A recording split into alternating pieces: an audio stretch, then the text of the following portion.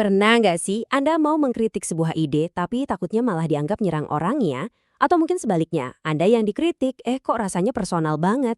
Oke, kita semua pernah di posisi itu. Hari ini kita bakal kupas tuntas seni menyampaikan pemikiran kritis yang beretika. Sebuah skill yang, jujur aja, penting banget di zaman sekarang. Nah, ini dia pertanyaan utamanya. Ya kan? Mau itu pas rapat di kantor, diskusi di kelas, atau bahkan debat santai sama teman-teman. Gimana caranya kita bisa tetap tajam menganalisis, tapi nggak bikin sakit hati atau ngerusak hubungan? Yuk kita cari jawabannya bareng-bareng. Dan disinilah seringnya terjadi salah kaprah.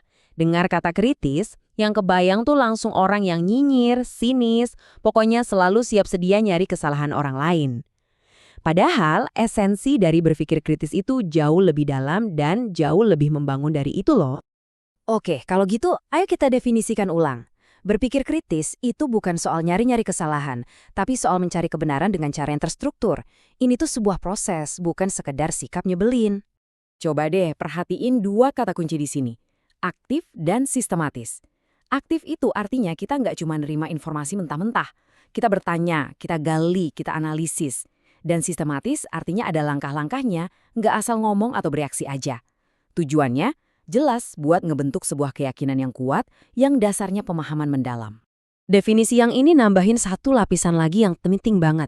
Berpikir kritis itu ternyata bukan cuma buat ngevaluasi ide orang lain, tapi juga, dan ini yang paling krusial, buat ngevaluasi keyakinan dan pendapat kita sendiri.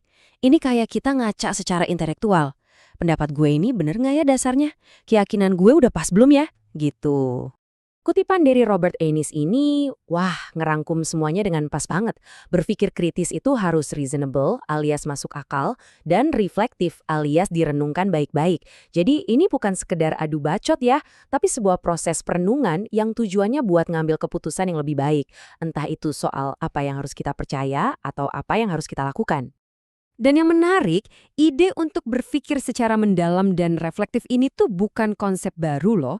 Ternyata dia punya akar yang kuat di berbagai tradisi, termasuk dalam tradisi Islam. Yuk kita lihat gimana ini bisa memperkaya pemahaman kita. Konsep tafakur ini adalah jantungnya pemikiran reflektif dalam Islam.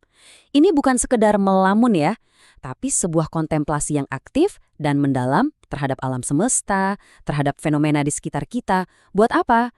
Buat memahami makna yang lebih besar di baliknya. Jadi ini proses intelektual sekaligus spiritual. Ayat ini tuh jelas banget ngajak kita buat mengamati, menganalisis, dan merenung. Coba perhatikan frasa bagi orang yang berakal. Ini tuh kayak panggilan langsung buat kita. Pakai akalmu. Ini undangan buat kita untuk jadi seorang pemikir, untuk berpikir kritis terhadap tanda-tanda kebesaran Tuhan yang ada di sekitar kita. Dan kalau kita butuh contoh nyata, kisah Nabi Ibrahim dalam pencarian Tuhannya itu, wah itu kayak masterclass berpikir kritis. Beliau nggak langsung nerima keyakinan yang ada di sekitarnya. Beliau mengamati bintang, bulan, terus matahari. Beliau bikin hipotesis, terus diuji berdasarkan pengamatan. Sesuatu yang bisa tenggelam nggak mungkin Tuhan. Dan terus mencari sampai akhirnya sampai pada kesimpulan yang paling logis. Proses inilah esensi dari berpikir kritis. Oke, jadi sekarang kita udah ngerti apa itu berpikir kritis. Pertanyaan selanjutnya, gimana cara nyampeinnya? Nah, disinilah etika berperan. Soalnya argumen paling logis dan paling cerdas sekalipun bisa jadi sia-sia kalau cara nyampeinnya salah. Coba kita lihat perbandingan ini. Jelas banget bedanya. Pemikir kritis yang membangun fokusnya itu ke data dan logika. Tujuannya nyari solusi. Dan pikirannya terbuka sama ide-ide baru. Sebaliknya, sikap yang menghakimi dan merusak itu fokusnya ke emosi dan hal-hal pribadi. Tujuannya cuma mau nunjukin kesalahan dan biasanya tertutup sama pandangan lain. Jadi pertanyaannya sekarang, pendekatan Anda itu membangun atau malah merusak? Jadi, ini dia intinya. Berpikir kritis dan etika itu kayak dua sisi dari satu koin yang sama. Nggak bisa dipisahin. Pemikiran kritis ngasih kita substansi argumennya, sementara etika ngasih kita cara menyampaikannya. Kita butuh dua-duanya. Argumen yang tajam tanpa etika, ia jadinya kayak pisau yang bisa melukai. Sebaliknya, etika tanpa pemikiran kritis, ia cuma basa-basi tanpa isi. Oke, sekarang kita ke bagian praktisnya. Ada 4 pilar etika yang bisa kita pegang. 1. Sampaikan dengan santun. Pilih kata-kata yang enak didengar. 2. Ini fundamental banget ya. Serang idenya, bukan orangnya. 3, usahakan tetap jernih dan objektif. Jangan kebawa emosi. Dan 4, ini mungkin yang paling susah. Sisihkan ego dan prasangka kita, supaya kita bisa ngasih penilaian yang adil atau fair. Jadi, apa aja nih rangkumannya? Pertama, berpikir kritis itu proses rasional buat ngambil keputusan.